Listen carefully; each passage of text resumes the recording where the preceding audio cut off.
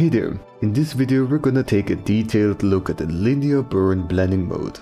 This is part of an extensive tutorial series where I explain and compare every single default blending mode of Photoshop and other graphics programs. Linear burn is one of the darkening types, but it doesn't just make colors darker, but also has a significant effect on the hue and saturation. Also, since those calculations are always based on RGB values, in some extreme cases you can see what I call RGB effects, distorting your colors tremendously. I will use lots of interactive graphs and practical examples to show you how it all works, how the colors change, how to avoid unwanted results, and how to use it in your own digital art and image editing work. Also, I highly recommend that you watch the other videos of the series, and especially the comparison videos. All of these blending modes work quite differently from each other, and so they all have their pros and cons. But for now, let's take a look at linear burn.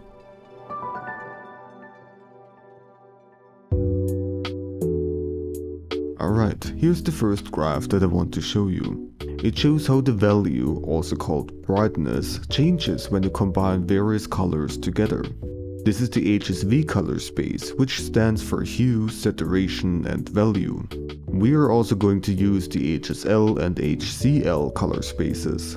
If you have no idea what those are, I have another detailed video about color spaces where I explained everything extensively, even including RGB, CMYK, Pantones, and more.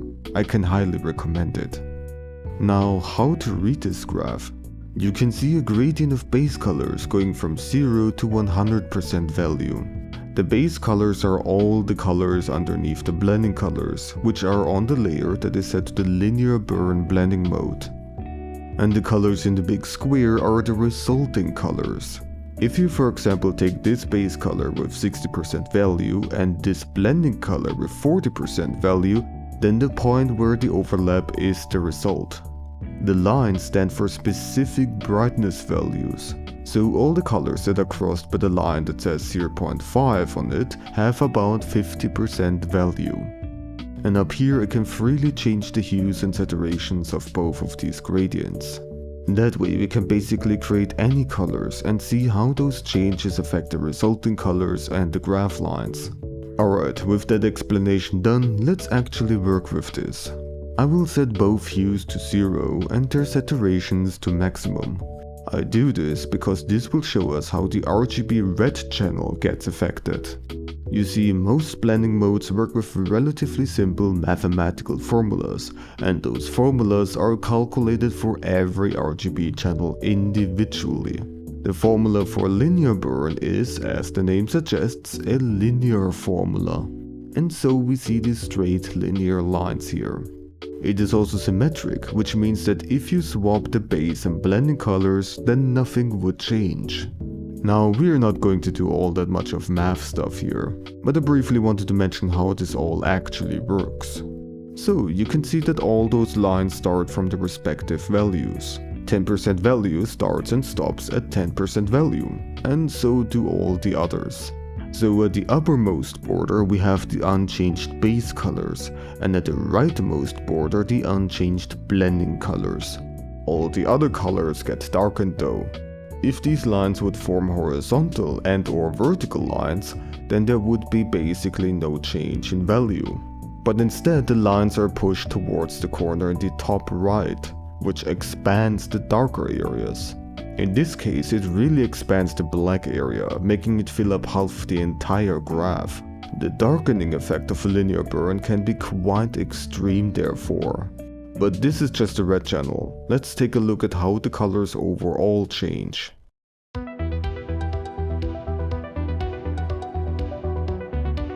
For that purpose, I'm switching to the HSL Lightness now. It is more intuitive than the HSV value since it actually goes from black to white. One thing that I can immediately point out is that if you have white on either side, then it has no effect, and black always results in black. Now I'll set it up the same way as before. This time it looks quite different though. The lower left quarter is basically what you just saw in the HSV graph, but now we can see beyond that. The upper left and lower right quarters have perfectly straight vertical and horizontal lines. This indicates that there is no change for whichever is the darker color. And in the upper right corner we have the same shape as in the lower left, but half of it is the red hue color and we have a gradient towards white. So the lightness usually gets darkened, but it very much depends. In some cases it can remain completely unchanged. It's all because of RGB math. Well then, let's play around with the sliders now. I'm gonna shift the hue of one of the colors to see how things change. At first, nothing happens, until we have reached the point where we have shifted it 1/6 of the way. That's because of how the hue is defined. We started with pure red, no green or blue. Then by shifting it until the first sixth, we added some green, while the red value is still at maximum. But then when the green reached its maximum too, the amount of red gets decreased. That is where we start seeing some actual change. The lines move towards the upper right corner, and we have already learned that that means that the darkening effect intensifies. At the 1/3 point, the darkening has reached its peak. The entire lower diagonal half is just black now. We also see some little bumps along the middle of those curves, but when we shift all the way to the halfway point, then they smoothen out to perfectly straight linear lines. And if you keep on going, then you'd see the exact same, but just in reverse. The point of doing all of this is to draw some conclusions out of these behaviors, and the conclusion from this is that the darkening effect gets significantly stronger if you blend two hues together that are far apart from each other. But that's far from all. Let's keep on experimenting around to see some other kinds of effects. Now what's gonna happen if we lower the saturation of one of the colors all the way to 0? It seems to be putting these dents in some of the linear lines, drawing these steps. This makes things harder to predict. Even if you use gray on your blending layer, the darkening is not always consistent. And if we set both colors to grayscale, then we end up with these linear diagonal lines again. This is also, by the way, exactly what you would get for each individual RGB channel. Because if you have gray, then all RGB values are equal. It all evens out. If you use two colors with relatively low saturation and then shift the hue around, you can see that the curves barely change. So then, another thing we can derive from this is that if you use highly saturated colors, then the darkening is a whole lot more inconsistent. But with low saturation values, it mostly keeps the same linear structure, making it much easier to predict.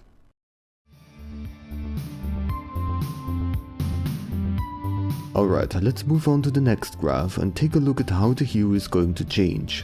Yes, even though the main purpose of this blending mode is to darken colors, it has more effects than that, which also includes the hue. Now in this case, these lines stand for specific hues. 0.9 for example is a magenta hue, 0.6 is blue, and so on. I want to start with an example that uses just gray on the blending layer while the base colors are fully saturated. And additionally, the lightness values are set to 50% for both. Therefore, on the base layer we have the pure hue colors. You can already see that the resulting colors are darker, which makes sense. More interesting is the fact that the hues got shifted too, even though we only used gray. To be more precise, the red, green and blue colors have expanded. This is one of those RGB effects, created simply by the fact that we do the math with the individual RGB values. When I increase the lightness of the blending gray, then the lines align more with the original hues of the base colors. Until we arrive at white, which always means that there is no change, including the hue. And if we lower the lightness, the red, green and blue stripes widen more and more until they have consumed everything. Or, well, until everything turned black. So the lower the lightness, the stronger this RGB effect becomes. And I want to remind you again that this blending mode is symmetrical, so if I switch the base and blending colors, you'll see the exact same behaviors. Alright, now what is going to happen if we actually mix some non-gray colors? Let's slowly increase the saturation of the blending colors again. As you can see, the lines get wavy now. This waviness has to do with whether you mix hues that are close to each other or opposites, to some degree. It also has to do with the fact that we get another RGB effect. You can kind of see it. There are green, blue and red spots that pop out a whole lot more, like they're expanding. When I lower the blending lightness back down, then this RGB pattern manifests more and more. At this point, where we are basically just blending the hue colors together, we almost only get shades of red, green and blue. Only some small spots show some other hues. And this pattern does not only show up when you blend highly saturated colors together. For example, if I set both saturations to only 30%, it shows that extreme pattern again, just darker. If I increase the lightness of both colors, we get this crazy looking step pattern instead. Only if there is an imbalance in lightness or saturation values, we get more predictable results. So yeah, the hue shifts happen in ways that are quite hard to predict. You cannot always make sure that the saturation and lightness values are not the same to prevent those weird RGB effects. You really need to be careful here and look at what colors you're actually getting in your project. It's hard to create some kind of rule here, like avoiding highly saturated colors. You just saw that you get RGB effects even when using gray.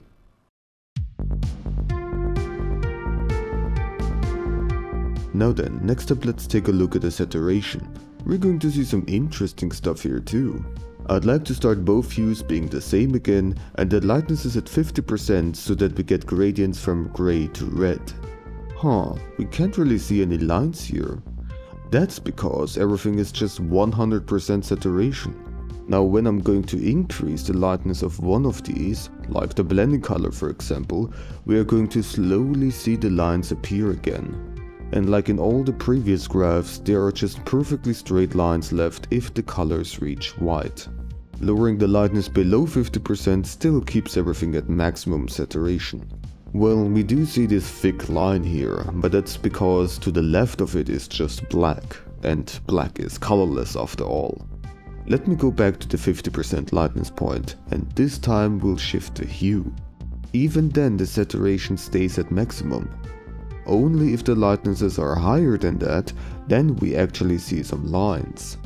Now here we can see these linear lines, but the spaces between are twice as large than usual. Well, in this particular case, with the lightnesses at 80%. So now the saturation numbers overall drop, even though we are mixing the same hues together. Let's see what happens if we shift the hue.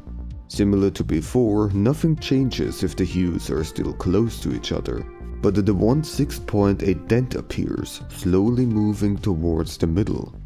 When we reach the 1/3 point, the graph is symmetric again and the lines are clearly reaching towards the upper right corner. Remember what that means? Yes, the saturation has dropped even lower now. The low saturation colors have expanded from the lower left side and pushed the highly saturated colors out of the frame. And if we keep shifting it until the halfway point, then we get some linear lines again, but this time in the other direction. So right along the middle diagonal you would only get gray colors, nothing else. The overall saturation is now the absolute lowest. So we can derive from this that the resulting saturation depends on the hues, and whether or not they are close to each other. Opposite hues give us the lowest saturation values. However, it also strongly depends on the lightness. We have just seen that if the lightnesses are at 50% or below, the saturation always stays at maximum, which is quite extreme. And then the overall saturation could be getting lowered even if you blend the same hues together. This makes this blending mode even more confusing and hard to predict. So many different behaviors and rules. It would be ridiculous to expect you to remember all of this, and you honestly don't have to. But what I want to convey is that you need to be careful when using these kinds of blending modes, because it can easily happen that you will get some unexpected results that are far from what you actually wanted.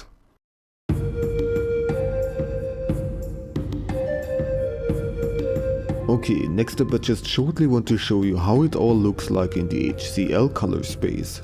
Different from HSV and HSL, it actually has the perceptual lightness as a parameter, so how bright or dark the colors actually appear to our human eyes.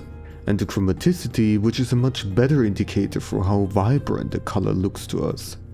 Firstly, the perceptual lightness. You will see that it behaves quite similarly to the HSL lightness graph, but it looks much more irregular since the different hues are not equally bright to us. Like when I shift the hue here, you can see how things get darker as we approach the opposite hue. Now I do have to mention that the hue here is not the same as the hue in HSV and HSL. There are some slight differences. Also, high amounts of chroma can distort the colors. That's because the maximum chroma is not just 100%, but it actually depends on the hue and the perceptual lightness. So some of these colors on these gradients are not even realistic. If I increase the chroma, it moves further and further away from a gradient that goes from black to white. This graph surely has some flaws, but the resulting colors and all the calculations are still correct. This still shows us pretty nicely how the graph bloats up when certain colors show up, like blue. And I want to use this to make you more aware of the fact that the HSL lightness is not a fully accurate indicator for the actual brightness of a color for human eyes. Instead, you should always be careful and trust your own trained eyeballs.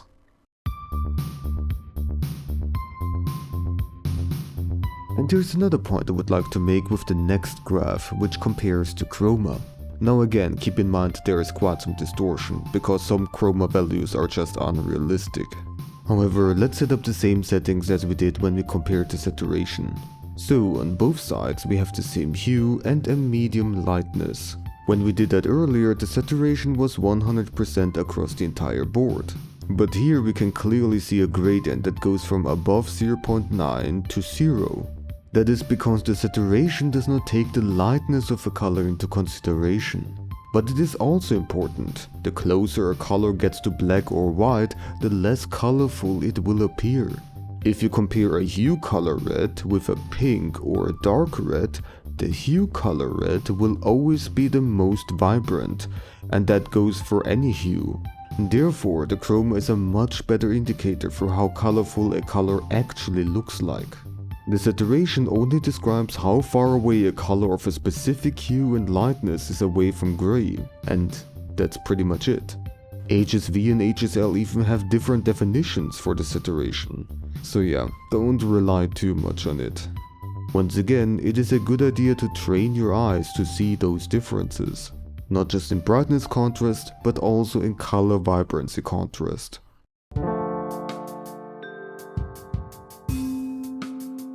Now then, let's move on to the next section, where I will show you how to use linear burn with actual examples. Firstly, we have this drawing of my little mink mascot wearing lots of kimono layers and other elements. I went for a design like this because it enabled me to create all sorts of color combinations for these demonstrations. We got a version with pastel, neutral, neon, dark and mixed colors, so basically the full spectrum. And with the help of all sorts of blending layers, we'll get a version that looks like this. Before I get to those, however, I'm going to turn on some texture layers.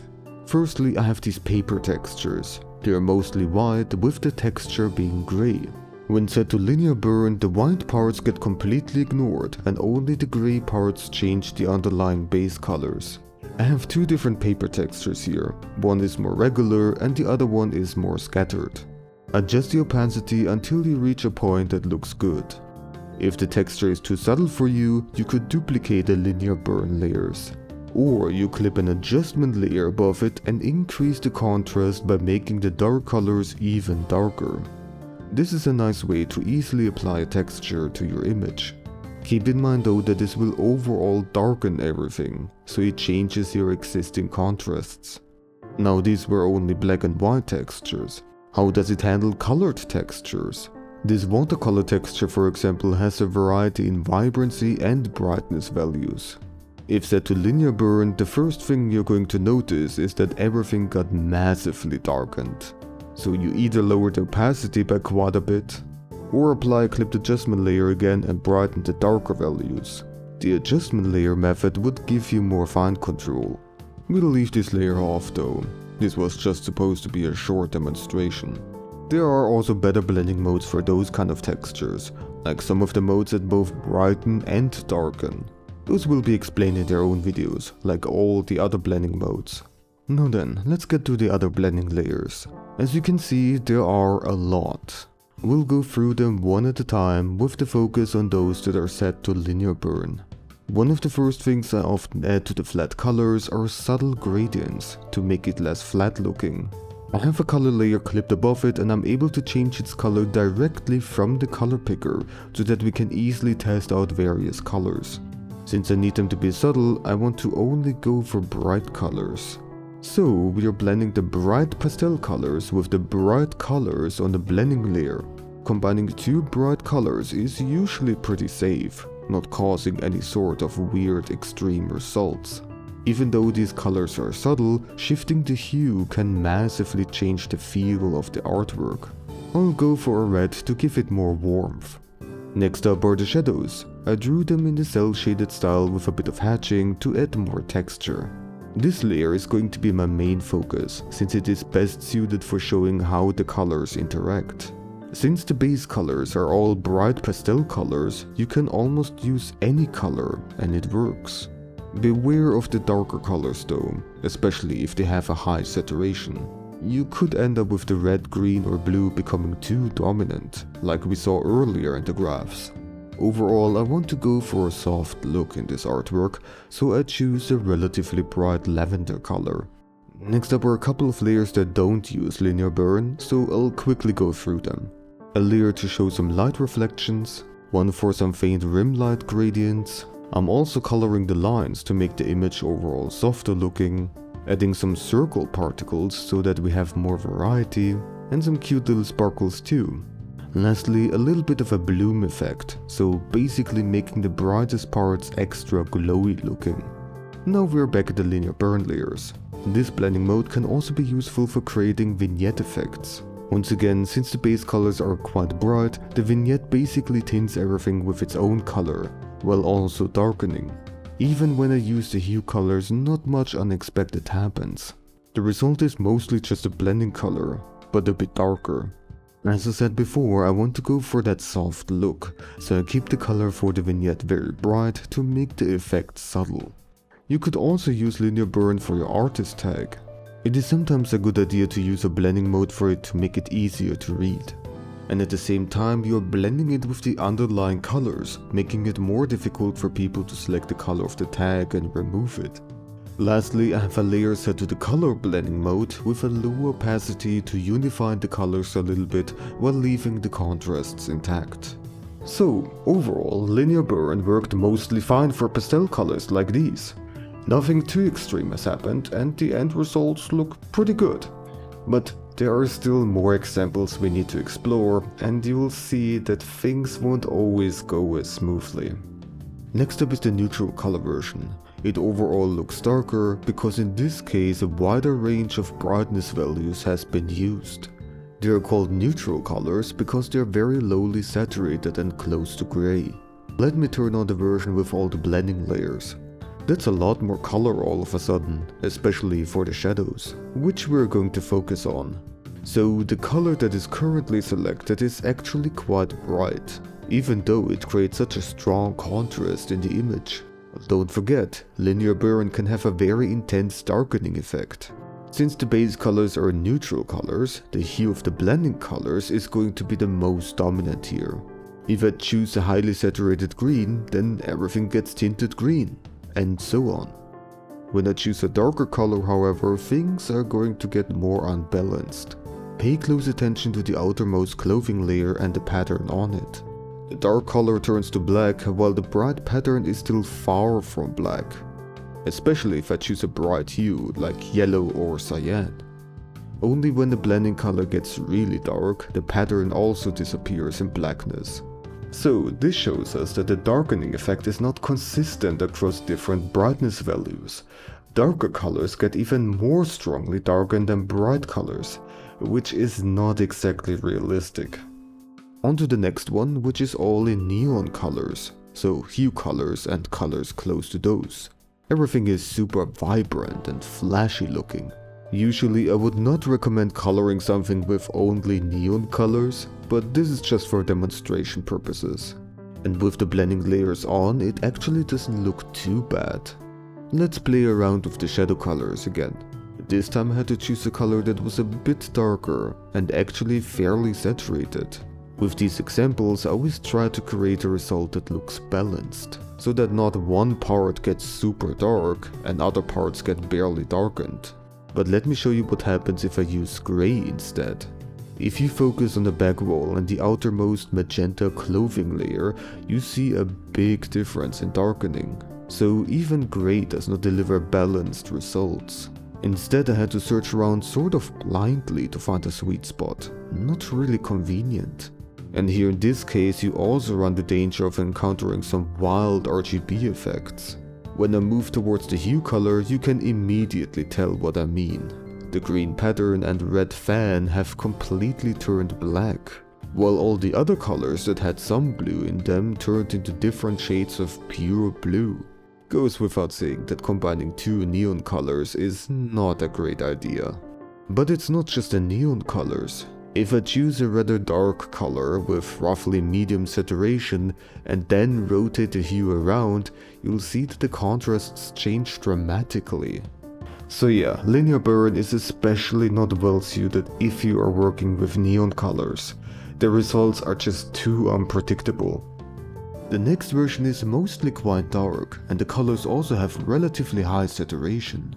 I was able to find some colors in the linear burn layers that worked pretty decently, but once again it was not easy. First of all, the color I chose for the shadows was a pastel color again. The base colors are already so dark that you easily slip towards pure black if you make the blending color just a bit too dark. And once again, the brightness values are hard to balance. If I go for a light gray, the back wall is getting much darker than the red cloth. But if I go for the hue color purple, then the cloth suddenly is darker. And this contrast changes depending on the hue. Once again, not easy to work with. Okay, lastly I'm going to show off the mixed color version. If you're already guessing that we're going to have some super unbalanced results again, then you are correct. I'm still going to show it off though real quick. So, as the name suggests, this version has colors with all sorts of brightness values and saturations. When I turn on the blending layers again, it's gonna look mostly alright. The shadow color is once again a fine balance point, so that the wall, clothes and pattern get darkened about equally. It's still not perfect, because if you look closely, the innermost cloth layer gets less darkened than the outermost. But more importantly, since the pattern is so close to the hue color, while being surrounded by much less saturated colors, some crazy RGB effects can happen very easily. When I choose the hue color and shift it, you see what I mean. The yellow pattern clearly reacts differently to the color changes compared to the rest. So yeah, if you have a wider mix of colors, like you often do in artworks, then using linear burn can become quite tricky. Of course, it's not always necessary that the darkening effect is completely balanced. In some cases, you do perhaps want to darken some colors more than others. And you saw that I was able to produce some decent looking results, so it definitely can have its uses.